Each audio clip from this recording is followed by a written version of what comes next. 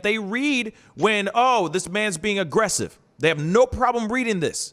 They have no problem assessing a situation like that, but they can't see clear as day from the moment he walked up to that kid that he was mentally not okay. I could see that. And I ain't a cop. Pascal. I didn't know if y'all were ready to see this kind of footage, to be really honest. It is fairly graphic. Well, it's very graphic. Let me just say that. But I did feel like, and then I was just like, I'm going to hold on this. I'm going to pause on this situation because I really want to, I want to look into this story a little bit more. And also I just wanted to kind of test and see what the internets were covering. And then I noticed that this was being covered on another channel and they showed the full video. This is the reason why I paused, because I was like, I don't know if I don't know if I can show this, right? So I'm going to try to show as much as I can, because no matter what, it's still very, it's very violent, okay? And it's heartbreaking. But we will be watching and witnessing a moment, the last few moments of a man's life, okay? So I just wanted to make that abundantly clear. Viewer discretion is advised when we look at this video, when we look at this body cam footage. But let's get into this article here. A Utah police officer kills a man inside of the police department. By the way, this man was handcuffed, okay? And from our understanding, this is also this man's third shooting. This officer's third shooting. Let's get into the story, okay? Now, this is what is crazy. The officer screams at this young man. His name is Michael Chad Breinholt. The last words that this kid, this young man, Breinholt, hears is, "You're about to die, my friend." Literally the last words you hear. The last words he hears is, you're about to die, my friend. Okay?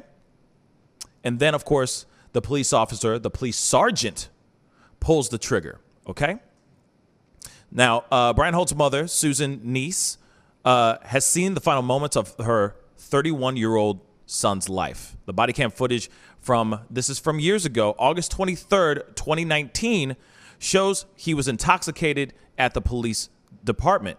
With his hands cuffed behind his back, he briefly wrestled with two officers. One screamed that Breinholt was grabbing for his holstered gun. Sergeant Tyler Longman, the person who said, this officer that said, "You're about to die, my friend," rushed into the room and made his declaration and fired. He took the time to think about it, to say those words. Neese said, the mother said in a recent interview, and then took aim and shoot and killed my son Chad. Watching the video was heartbreaking for the Breinholt's family members. The shock deepened when their attorney said this wasn't the first time Longman had shot and killed someone whilst on duty. This was his third. We're going to take a look at this footage. Like I said before, this one's a little bit lengthy, but I want you to know I will most likely stop at the moment of the shooting. The only reason why is because it's very graphic. So viewer discretion is hella advised. I know that some of y'all are going to be upset about me stopping right at the moment of the shooting, but at the same time, it is graphic and it should not, I just don't feel right showing it on here. So I'm going to try to time it as best as I can. All right, y'all? Let's go into this.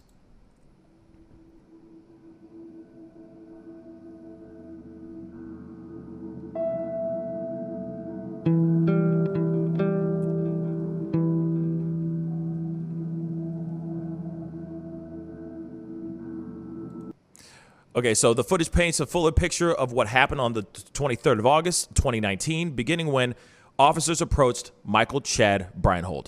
Okay?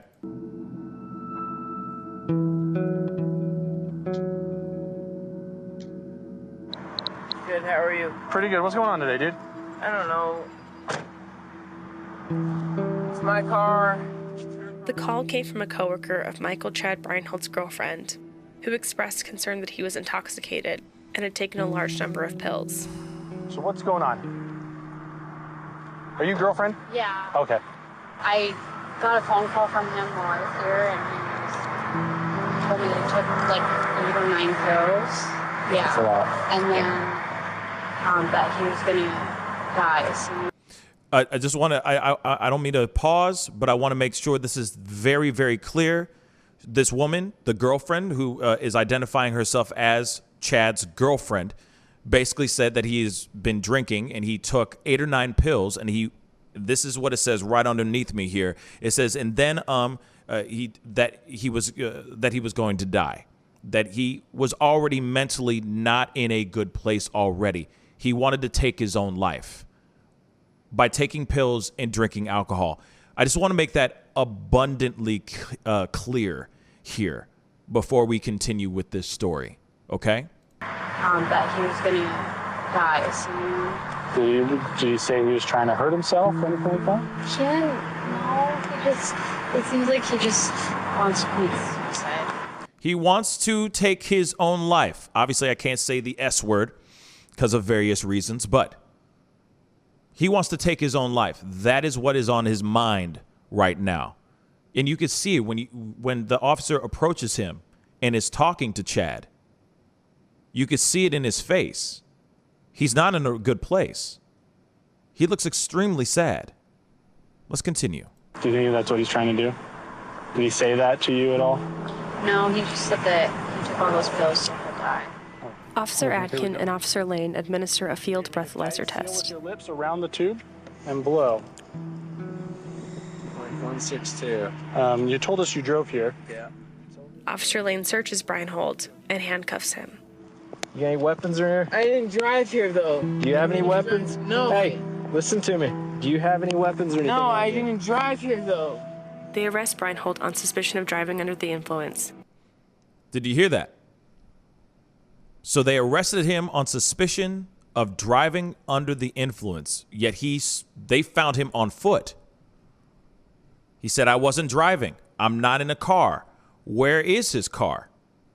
Yet they are arresting him and bringing him into the police department for this, under suspicion of driving under the influence. What? And take him to the police department. When asked for his ID, he gives his brother's name. Just as I suspected, you are Michael, and your brother's name is Chase. Oh, it's Chase. That's a Class A misdemeanor for giving somebody else's information. That sucks. About 45 minutes later, Breinholt falls to the floor. So a lot of drunk people have peed on that floor. I'm not sure you want to lay there. He's on the floor for more than 11 minutes as the officers wait for a medical crew. Don't worry. The fire department arrives, they determine Breinholt's vital signs are normal, and they leave. The officers don't mention his mental state. Okay, that's all we did. Thanks for the help. Okay. What do we got? Sergeant Tyler Longman shows up to help the officers process a warrant for Breinholt. I just want you to know, this is the man right here. This is Longman, all right? And I also want to add, this is the man who ends up shooting Michael Chad. Now, I want to point something out here too, all right? I want to point something out. This man has taken some pills. This man has consumed alcohol. Yes, he is very drunk. Clearly, he's intoxicated, right? But you don't think for a minute that maybe the variation of pills that he just ingested into his body aren't having side effects on him right now? You don't think that that's making him be a little bit more less cognizant of his surroundings, so on and so forth? You don't think that maybe the pills that he took, which we don't know what he took, could be having an effect on him right now? Hence the reason why he's on the floor. Hence the reason why he's acting a certain way. I mean, you know, just curious, asking, just throwing out the question. Just doesn't seem right. And how the officers just look at him and almost have smirks on their faces because he's acting strange, right? Because he's on the floor. He's writhing all over the floor. You don't think that maybe his stomach is turning because of those pills? Just saying. A mixture of pills that he put in his body? Let's continue. What we got on this cat? So DUI.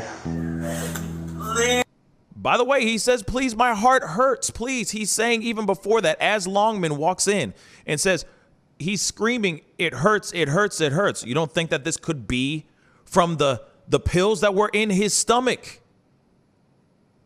His murder, please. Please, We informed him it would be a felony DUI, and minutes later his heart started hurting. While in custody, officers threatened Breinholt with a felony DUI and 2 other charges. So probably a true case of felonitis. Yeah. Did you hear that? So probably a true case. Probably a true case of felonitis. This is what Longman said as he walks away. They don't give 2 damns about this man who is hurting. Real talk. And don't worry, I'll make sure that I saw T posted it. Chris Gonzalez, we did post it in the chat, but T, if you could post it again, that would be really appreciated. You know, I'm sorry for going bit by bit, but this is how this show goes, okay? But at the same time, this man said felonitis. This is a felonitis. So in other words, he's being super dramatic right now. He's being the drama queen because he's being arrested and everything. So he's amping it up. That's what these officers are thinking when it comes to this man who just ingested pills and alcohol. Okay, I'm going to continue. Shortly after, Breinholt says he wants to go to a psychiatric hospital known as Uni. Interesting. I want to go to uni. Uni? Yeah. Well, maybe So, you can go to uni after jail. Let me tell you this right now, okay? I'm not gonna sit here all night and play games with you. You've already wasted our fire department's time by having them come out for some bullshit, okay?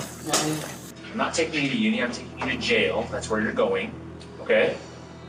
So, cut the bullshit. I wanna go to uni. No. You're not going. You wanna go to jail.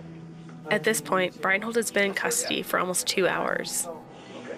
We got some business to conduct here first. It's gonna take about an hour. Right now. Smart. Yeah, that's what the old one's like. You're dumb. Even though he'd been searched, Breinholt says he has a weapon. Sit down. Oh, sit down. I got a gun in my pants. Okay, good. Real quick. Sorry for pausing it again. We're getting there. But he just said, I have a gun in my pants. He's been searched. You don't think that maybe like I keep saying, you don't think that the pills and his mental state aren't playing a factor in this whole situation right now? And the way that officer went up to him and said, because we brought you in on some BS and all that, they don't give 2 damns about this man. 2 damns. He asked to be sent to uni, and they're going, nope, we're sending you to jail. I'm sorry, sir, we're taking you to jail first. What? They're not looking at the signs. They're not reading the signs on this man. Clearly, he is not right at all, y'all. At all. And they don't give 2 damns about this young man. They don't give 2 damns.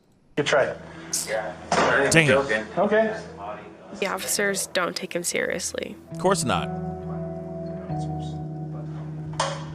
Is there a gun in your shoe too? Sit down. Sit down. There's a gun in my shoe. Okay. Okay, sit down. There's a gun in my shoe. Okay, There's sit a gun down. in his shoe. All right. I'll get the gun out. You sit down. No, I'm gonna sit down. Okay, stay seated. Sit on my seat. Okay. All right. Good job. Thanks for sitting. Here we go. Gun in my seat. Stay down. Okay. Stay seated. All right. You don't want to fight with me. You definitely don't want to fight with this guy. Just sit your ass and stay. Okay? You're not letting me go. No, we're not letting you go. We told you it'll still be a few minutes before you can go anywhere. For what? Before we go to jail.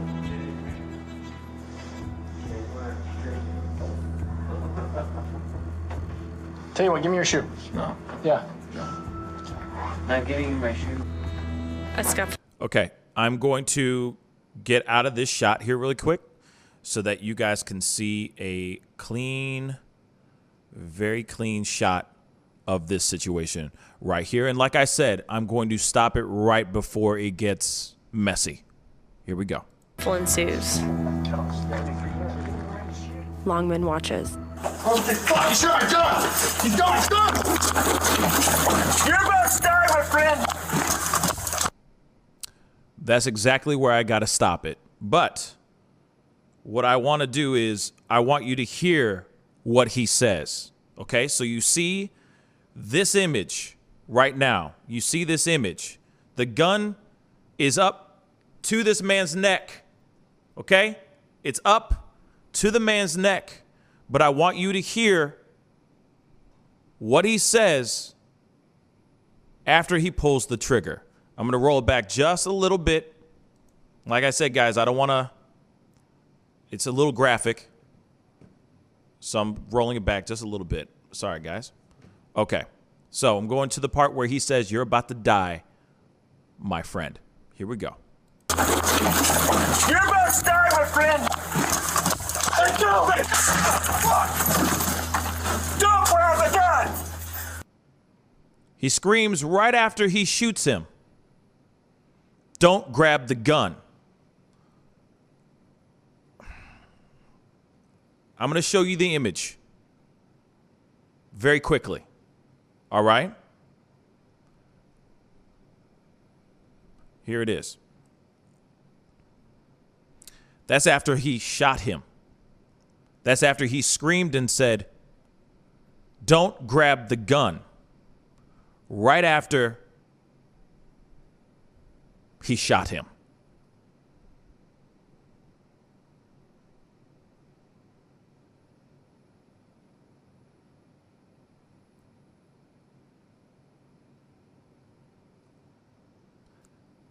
That man is no longer here. That man died as soon as he hit the ground.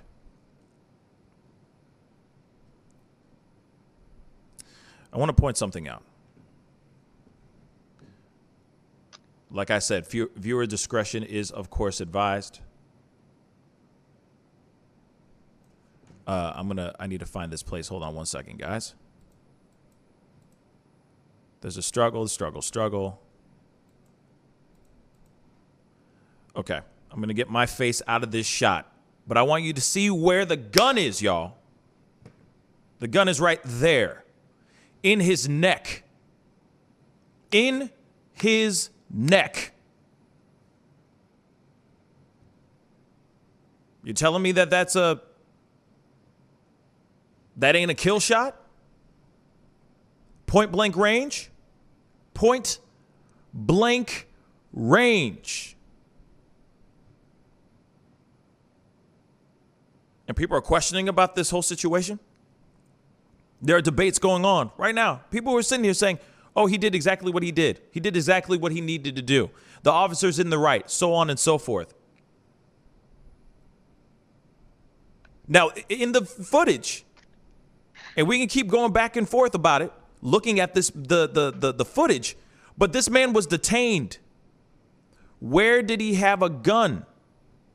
From what I saw, it looked like he was trying to get his gun. It looked like he was trying. But this man was also still handcuffed.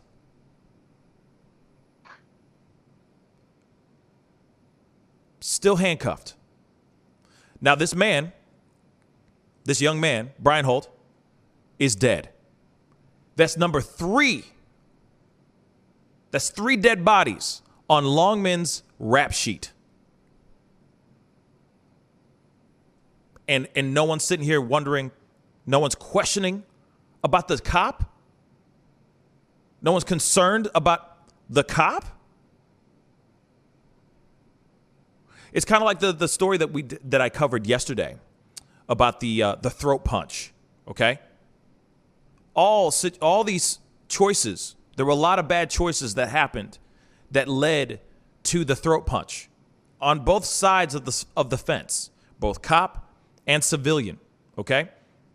This particular situation, there were a lot of things that were clearly showing that this kid was not well, that this kid was mentally he was mentally unhealthy. He asked right off, while he was in there, he asked to be sent to uni. They ignored this. They didn't even do anything about it. They just laughed it off and kept it moving. They're like, no, we're just going to send you to jail. This person wanted to be seen by a professional. This person, Breinholt, was telling people, was giving them pure signs that he was not okay and saying, I'm not mentally well. I need to go to uni. I need to speak to a professional that professionally deals with people like me, with issues that I have. It just breaks my heart. It angers me so much that you have somebody like Sergeant, not deputy, not officer, Sergeant Longman, runs into that room, and the first thing he does is pull out his gun, put it straight to this kid's neck, and pull the trigger point blank. This is beyond me, y'all. He could have done so many different other things, Longman. And those other officers could have done so many different things before things got hairy. I'm going to throw the conversation out to the fellas. David, what are your thoughts on this story? I mean, it's terrible. I don't really have much to add. I mean, you pretty much said everything. I could just repeat a few points, but I guess I will. Go ahead.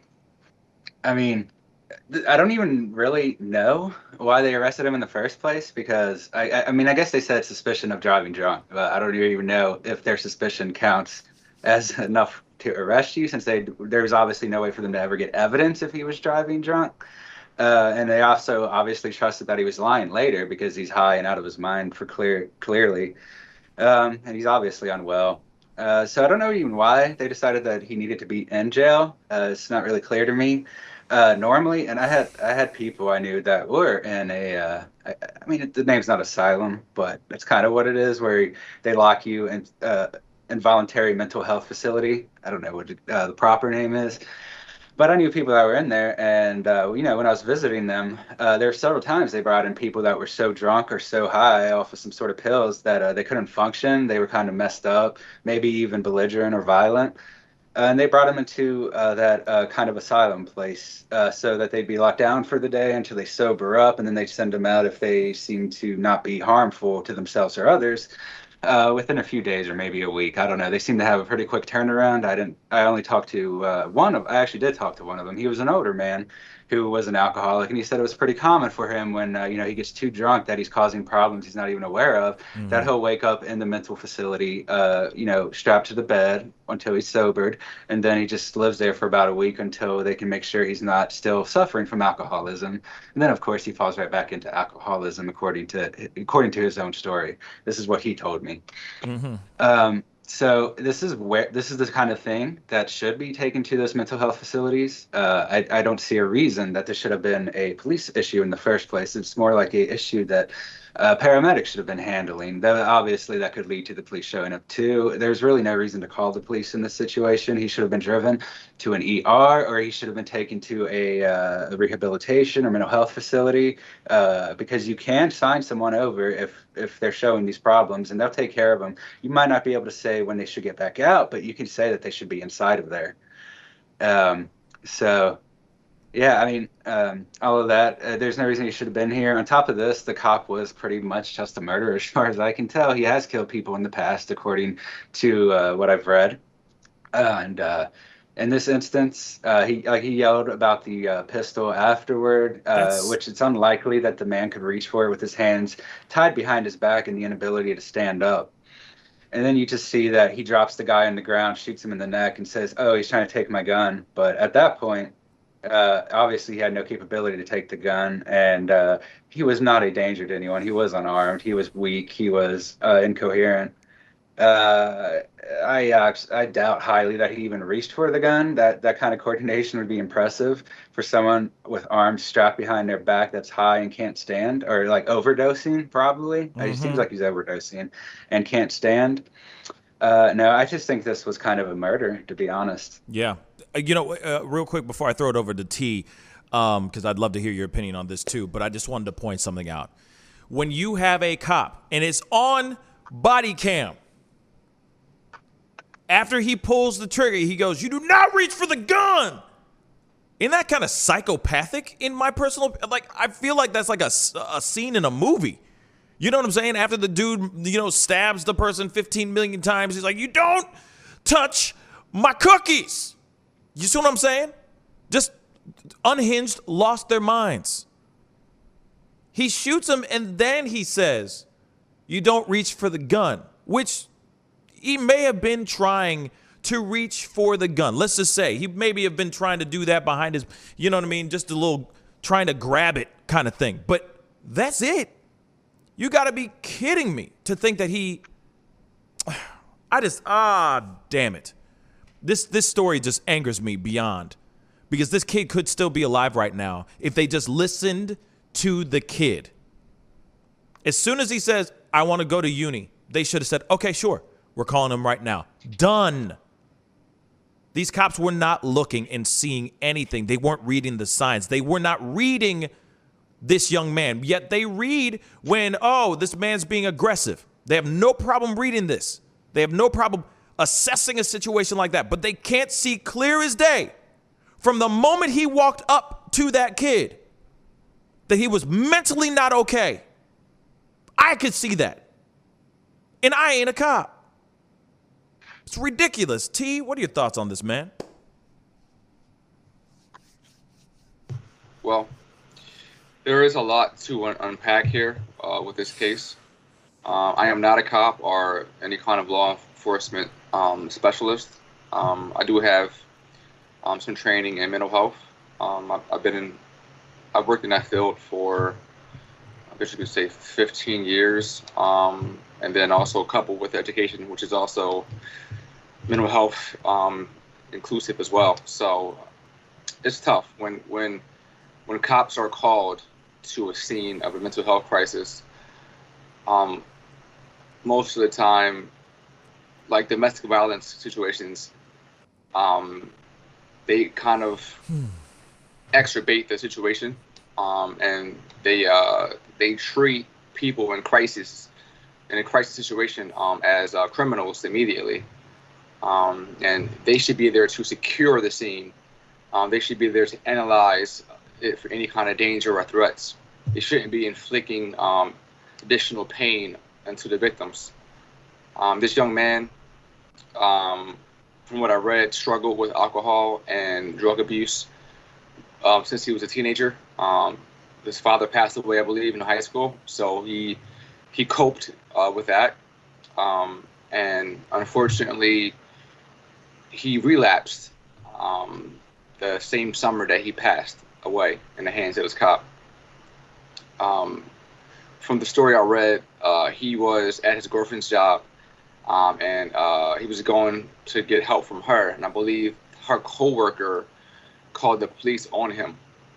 And the girlfriend was trying to explain to the police officers that the history of her boyfriend, and unfortunately, they ignored her plight. They ignored that he needed additional services, like mental health care, like a psych ward, something of that nature. And when he was placed in handcuffs and sent to the police district for processing for 2 hours, they continued to ignore his history of mental health issues and also drug and alcohol abuse. Through their lens as a cop, unfortunately, they viewed him as a criminal, and you hear that in their tone. They continued to threaten him with additional charges, and at no time did they get any help for him in a manner that he needed it. when they called the paramedics, they didn't tell the paramedics at all his history of alcohol, drug abuse, or his mental mind state at all. They were playing into the fact that he was acting up because he had to go to jail. They mentioned something like the term they used, I forgot what it was. He was like panicking because he had to go to jail. A case of Joeitis, he said. Mm-hmm. No, felonitis. Felonitis, right. Felonitis. Yeah, and they were not ever having empathy for this guy at all. Not one instant. And there was 6 cops there, I believe. Not one iota. And not one of them was the quote-unquote good cop that saves people from the bad cops. We always hear that phrase. And unfortunately, this young man continued to cycle through his mental downward spiral, hallucinating, making up things, unfortunately, and that caused the cops to become more distant from his pleas and also, as well, more aggressive as well. Because when he said to them, I think I have a gun in my shirt or my pants or I have a gun in my shoe, the cop decided to he was like, oh, whatever, man. Then instantly he changed his mind and he decided to grab the guy. He grabbed this guy up. So when you start putting your hands on somebody who's already cuffed in an aggressive way, who's quote unquote maybe suicidal, delusional, going through a crisis, there is going to be a tug of war. It's going to be a fight or flight impulse that kicks in. And the cops I think 2 cops were trying to wrestle him down. And during that time, the young man unfortunately was grabbing towards something. They said it was a gun. I couldn't really see that clearly what was going on. But anytime you hear a cop scream gun, we already know from history, cops will respond in a violent fashion by shooting somebody or choking somebody out, maybe even tasering them. The question was, what were the options on the table here? Should shoot him first, point blank range in his neck, the first option. That's up to the unfortunately, it's too late to bring him back, but it's up to the courts to decide, the judge, the lawyers to figure out in court, was this a lawful shoot? Was this a clean kill?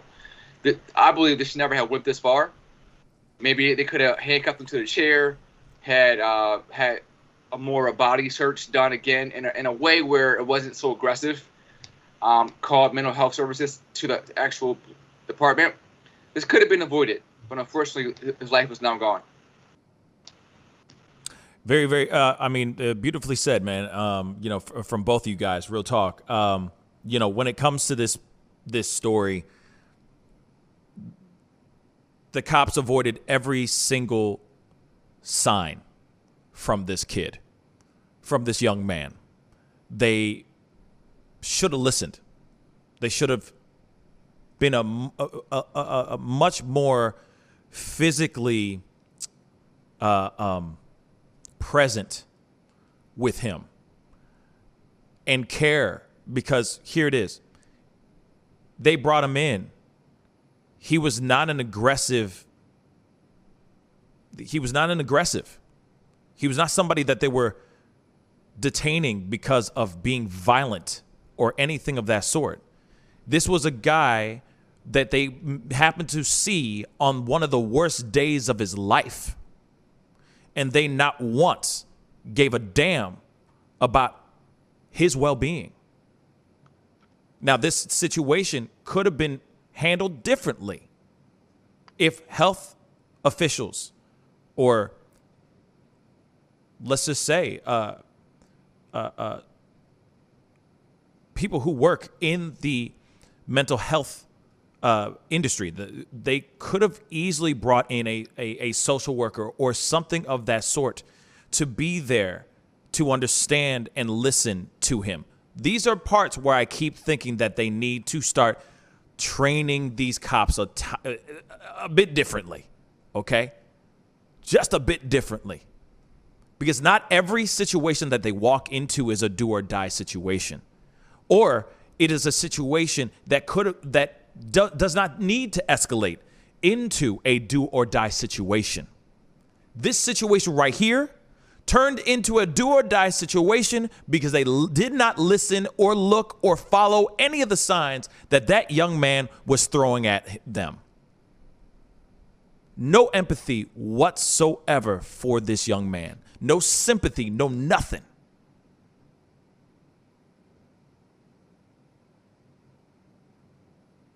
It's absolutely heartbreaking, y'all. Now, of course, Longman is under investigation, etc. This is his third, like I said. 1, 2, 3. Third person he has killed in the line of duty. Interesting that these particular cops that have rap sheets like this, you know, the Derek Chauvins and all that have very dirty rap sheets, seem to have no problem getting back on the force, back in active duty, and back out there to kill again. This is someone that should most definitely be terminated, let go. He should be tried for this particular shooting right here. In fact, maybe the other shootings were unjust too. We don't know. Maybe they were justified. Maybe they were not. But this one, in my particular opinion, was not at all justified. This young man should still be here with us. He should be in uni, getting the proper treatment that he deserves so that he could live a longer life and have a happy life with his girlfriend or whoever. And he has been stripped of that because of this officer, Sergeant, by the way, Sergeant, 3 bodies, Sergeant Longman, because of him. Because of the poor choices that Sergeant Longman made. Pascal, you are now rocking with that dude Pascal. We be going wild.